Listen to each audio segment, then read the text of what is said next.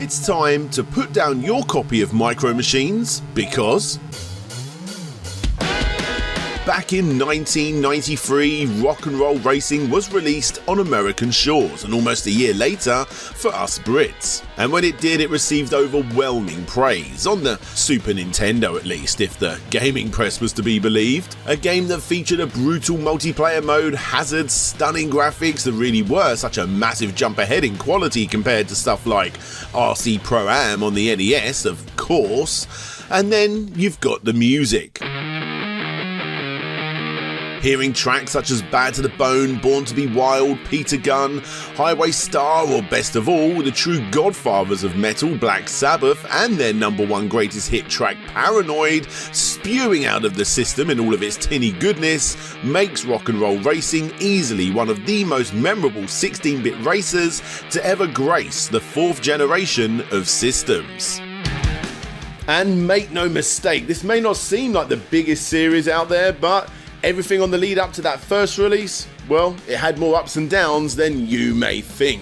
And that's why today on Slope's Game Room I plan to look into the development of the game, its inspiration, its name change, its sequel, its spin-off, and of course, its complete history in The Complete History of Rock and Roll Racing. Welcome to Slope's Game Room.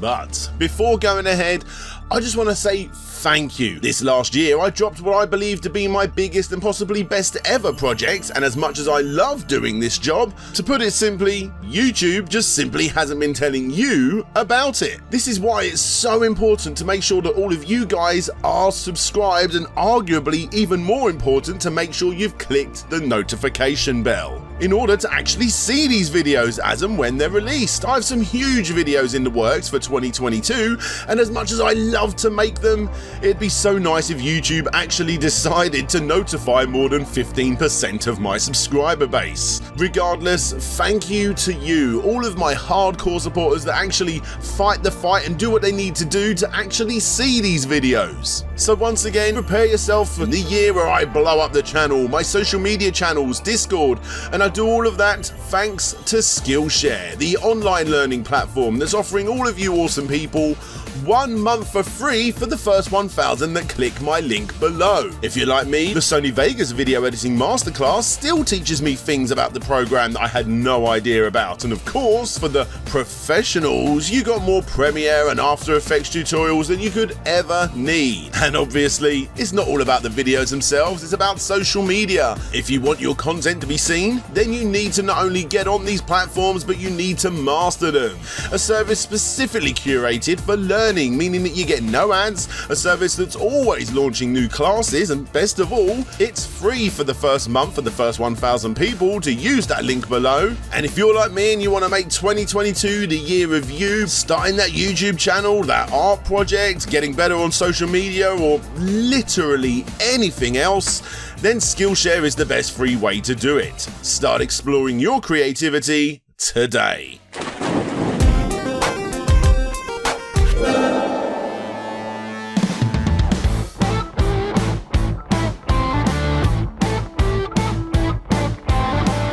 When I started looking back at the origins of this iconic game, I kind of fell down a rather big rabbit hole. As stated, the game was released back in 1993, and in short, the game was inspired by another game called RPM Racing, or to call it by its far more 90s name, Radical Psycho Machine Racing. This was in turn inspired by, or to be more honest, remade from the game Racing Destruction set, and even that has roots on the Intellivision with the game Motocross. And with that, as per usual on the Complete History series, I think it's best we go back to the beginning.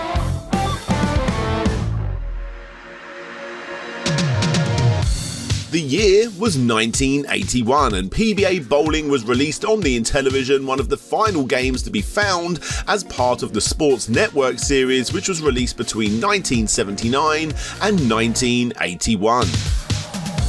For the time, these were the games that helped sell the system in its early days. However, as the world of home computing and gaming started to split from sports titles to action titles, gamers started getting fed up with games that required you to only play in multiplayer. Thankfully, PBS Bowling was different. Sure, it had all of the traits that sold the previous sports titles, such as official licensing and the stylized blue box art to remind people that this was a game in the beloved same series as NFL football, Major League Baseball, and NBA basketball. All, of course, massive sellers for the system. But on top of that, this was the first game programmed by Mattel's own in-house employees. You see, APH Technology Consulting was hired by Mattel back in 1976 to not only design Mattel's answer to Atari's dominating system, but after the release it was these guys who would go on to make the majority of the system's in-house games. In fact, Mattel themselves didn't even own development kits needed to make these games, so when their employees made games, they would actually have to commute an hour each way 3 days a week to get the job done. Anyway, the game came out, and it was a success, but more importantly it proved to Mattel that members of their handheld division, in this case Rick Levine, had what it took to make video games. After the success of PBA Bowling, Rick began working on the previously mentioned Motocross, but after continuing to make that long commute back and forth several times a week, he eventually got fed up and left the company, before working at iMagic and creating the legendary but confusing Microsurgeon. Anyway, we are getting way off track here. Back to Motocross. With Intellivision's half-finished game sitting on the cutting room floor, biker enthusiast Rick Koenig picked up the pieces and after a short amount of time on the unfinished code, decided to scrap it all, leaving only the concept and basic graphics in check. This new game was designed with a far more realistic, for the time, simulated biking experience, and again was released a critical success in 1983. In fact, this new isometric racing game was so well received that the same engine was used several times by Rick on titles such as Stadium Mud Buggies and Monster Truck Rally for Intellivision, to a now very niche but still dedicated following. However, before then, when Don Daglow, the director of game development at Intellivision, left to work for EA, he got the old gang back together, and between them they created a sort of follow-up to Motocross for the Commodore 64 called Racing Destruction Set.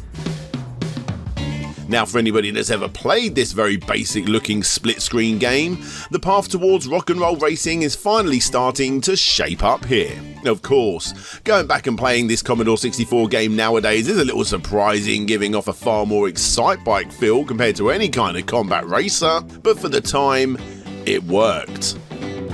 The amount of gameplay modes, physics, and customizable options available here is also quite surprising, even surpassing a lot of games released nowadays, allowing the player to enjoy a serious simulation in one instance and turning off gravity to practically nothing whilst boosting up the acceleration in another. The end result was a game that was stupid and serious, depending on your mood. The game became quite a hit for 1985 standards, even getting itself a port on Atari's 8-bit home computers, which then led the team to move into the Super Nintendo era. Radical Psycho Machine Racing is yet again another step forward from that Motocross game on Intellivision, and the end results aren't all that great. RPM Racing was impressive in some aspects, like its heavy use of Mode 5, which allowed for what was considered a high resolution for the time in exchange for far fewer colours on the screen at once. But the end result is an incredibly sharp but at the same time bland and basic, almost soulless colour-filled world. You see, this graphical capability of the Super Nintendo may not stand out as much as the more legendary well-known Mode 7, but you have probably come across Mode 5 more times than you may realise. When booting up certain games and looking at super crisp menus allowing for plenty on the screen, but at the same time super basic graphical capabilities. Not that any of this mattered, it was a menu screen. The best way I can describe it is imagine doubling up the amount that you can fit on the screen, but then reducing the quality of the colours because of that. You know when you get the impression that a good game is hidden within? That's what's going on right here. The vehicles felt good when they wasn't stopping every 2 seconds. The campaign could have been fun if it wasn't for its constant repetitive nature found within. The sound was mind-numbing and cars just lacked any real personality. But hey, at least it had an amazing track builder so you can annoy all your friends. Yeah, I'm not a fan, which is fine. It wasn't even released here in the UK. I'm sure if you did have it back then of course you can master every course and work around the game's flaws, but it's virtually impossible to go back and play now. It's just simply not fun. And Silicon and Synapse, the developers of the game, knew this. They knew they had an awesome engine here, they knew they made mistakes choosing resolution over, well, decent graphics, and they knew they had to rebuild it into something far more enjoyable. Of course, RPM2 was the name of the game originally, and it all started with the music. In order to give this new game that sort of pumping feel, there was only one solution: they needed to add rock music.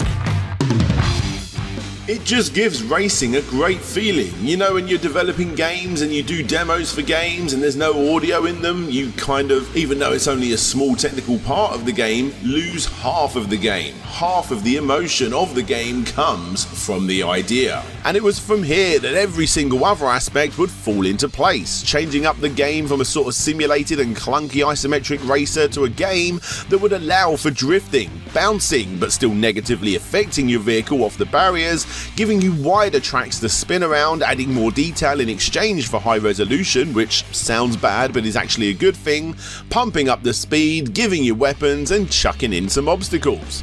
Everything helped with the feel of this new rock and roll styled game. And as stated, all of these upgrades started with the music.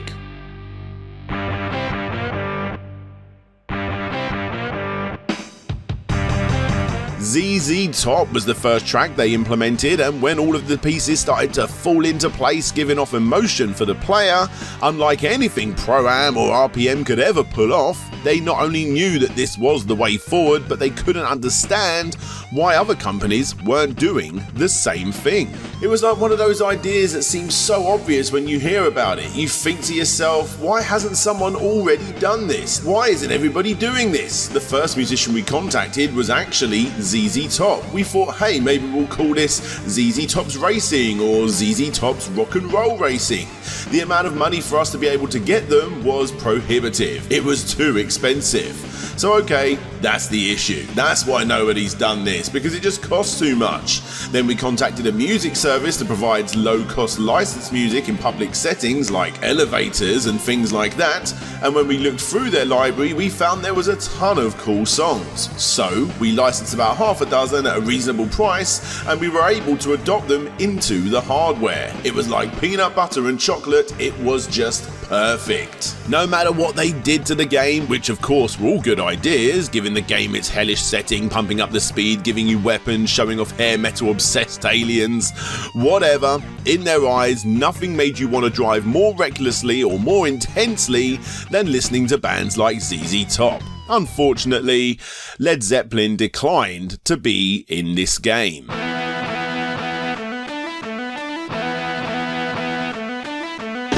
Thankfully for them, this was a time when adding licensed music into your video games legally wasn't as expensive as it is now. Sure, they didn't have the funds to make a game entirely on a band, but getting the funds together to include digitized versions of popular high-speed repetitive tracks from companies that would normally license these tracks to restaurants, amusement parks, or I don't know, toilets, was indeed achievable. And although they were not the first to do it, they were indeed one of the first to do it right. It wasn't just a gimmick, it was an important part of the rock and roll racing experience. But of course, it's not all just about the music, is it? From the home of the Dallas Cowboys, Texas Stadium, this is round 7 of the Coors AMA Supercross Series. Hello everyone, I'm Larry Huffman. The question here, in front of an almost sellout crowd at Texas Stadium, is can Ricky Johnson be stopped? He swept both races last week at the Pontiac Silverdome, and tonight Jeff Ward and Lachine are going to try to take him out. Let's take a look at the action. The legendary Larry Huffman added just a few snippets due to limitations to the awesome game, and well, for anybody out there that's ever played it, those voice samples will indeed be ingrained into your brain. The stage is set, the green flag drops. Let the carnage begin. Wipe out, ouch, holy Toledo. In fact, on a personal note, being a kid from the 80s and 90s, growing up in Europe, yeah, rock and roll music didn't really do too much for me.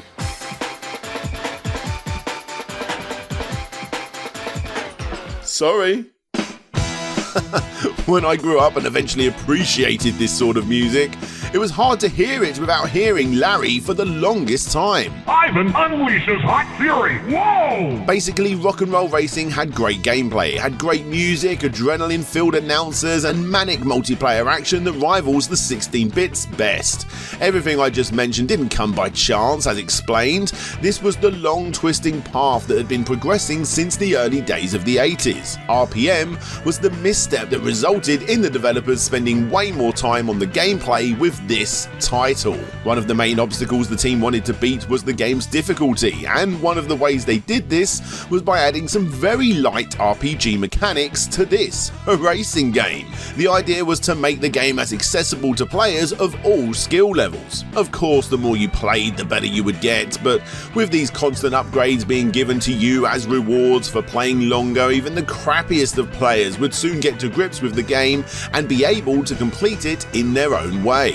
Adding all of this is a real balancing act, as well as making sure to not let the players at the back become too powerful with weapons, and one of the ways the team got around this was by testing out the mechanics mathematically on paper. We had all of these rules, and there were maybe 5 or 6 of us sitting around a table. We would each pick a car, and then we'd roll some dice to randomly decide who would win. Then we'd go around the room, we'd do a race on paper, we rolled dice to see what place we would come in, what we would get. Just literally a half hour on paper design meant you could see the progression, if it was working or not working, and you could see where it was not working very quickly. In short, the end result was the whole package. The Super Nintendo version received almost nothing but praise upon release, and even though the Mega Drive/Genesis release didn't exactly review quite as well, they both sold well and have since become cult classics. Even the later released Game Boy Advance ports played well enough. However, for me, this game will always be at home on the Super Nintendo. That is, if it wasn't for the new age gamers' way of playing this, Blizzard's Arcade Collection, which features The Lost Vikings, Blackthorn, and of course, rock and roll racing. And in short, you may as well chuck out your original Sega and Nintendo versions, as this release is quite literally the definitive version, not only including both versions of the game, but also giving you 4-player mode, widescreen mode, re-recorded announcement lines, updated music.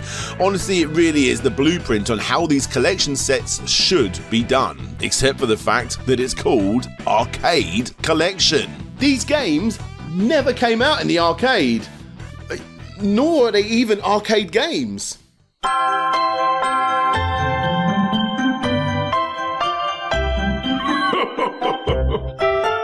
Hey, want to know where to get the hottest video games for Christmas? Ask an expert. He'll say Blockbuster. Blockbuster has the latest video games from Interplay. Bad Mr. Frosty ices his enemies in Clay Fighter, or jam on the competition in Rock and Roll Racing. Clay Fighter and Rock and Roll Racing. Games sold separately, hardware not included. Flicker is about to blow. Rip is dominating the race. Rip jams into first. Namco Rock and Roll Racing! Moving on to 1997, and we got to see our first true sequel, in Europe at least. Rock and Roll Racing 2 Red Asphalt, or just Red Asphalt in America, was a 3D racing game for the PlayStation 1, of course coming off the back of the original and a whole heap of vehicular combat titles such as Twisted Metal and Wipeout on the same system. It had a lot to live up to, and sadly it didn't exactly reach those heights. Now this, to be fair, slightly above average game became swallowed up by the competition, even though it did have all of the elements that makes a good racing combat 'em up. You got guns for the most part, good controls, and just like before, it even has some very light RPG mechanics so that players of all ages can get to grips with it. The problem was, it just didn't excel in any of these things, and the end result is simply you just wishing you was playing something far more established. A good game, but one that's incredibly forgettable, which is, surprisingly, the end of this franchise. Of course, you probably already pieced together yourself that Silicon and Synapse ended up changing to Chaos Studios for about a month before realising that someone else already had that name, and so once again they changed their name to a little known company called Blizzard. And even though they never made a proper sequel to the game besides the remaster of sorts on the arcade collection, the legacy of the game has lived on for the longest time. Heavy Metal Machines takes the formula and mixes it with Twisted Metal-like cutscenes and Rocket League-styled gameplay. Earache's Extreme Metal Racing was a not-so-good Mario Kart racer with licensed heavy metal music. And most interesting of all was Motor Rock, a game that started its life on Indiegogo with a flexibly funded campaign where it was known as simply Rock and Roll Racing 3D. Yeah, Blizzard wasn't having any of this, and that's why they took it down. However, after that, Yard Team, the developers, went ahead and made it anyway under the name Motor Rock, which wasn't fooling anyone as it even had assets pulled directly from the game in its source code. And even though the team knew that they would get taken down if Blizzard ever found out about it, they did, of course, and it was then removed from Steam literally weeks after it went live. But, strangely enough, the game is still accessible from the company's own website, which I purchased donkeys ago for an old Kick Scammer episode, and my review hasn't changed. It's an alright game, nothing special. For me, it's just a shame that the 93 backers that got the total to $22,167 on Indiegogo never actually got a copy.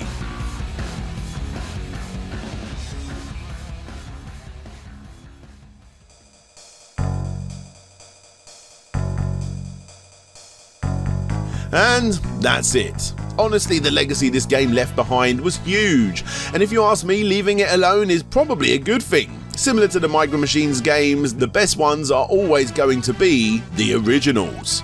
Rock and Roll Racing is a legendary game that many people look back on as one of the true greats of the 16-bit era. But not only is its gameplay awesome, its style and humour can be felt throughout gaming to this very day. A product of its time that, in my opinion, at least deserves its legendary status.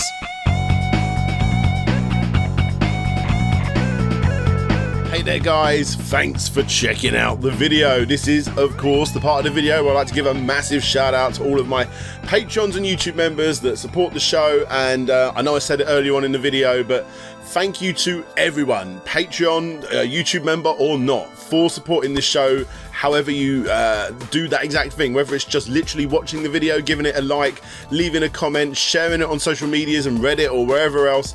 Every little thing that you guys do helps, and it gives me a real boost as well, knowing that there's people out there that like watching this content. It really is so awesome, and thank you guys so much. We're now into 2022. I have some massive projects that I'm working on for this year. This was the first complete history I did of the year. I hope you liked it. Quite happy with the audio editing in this one, actually. It was quite a lot of fun. But yeah, in short, guys, thank you all so much. Thank you.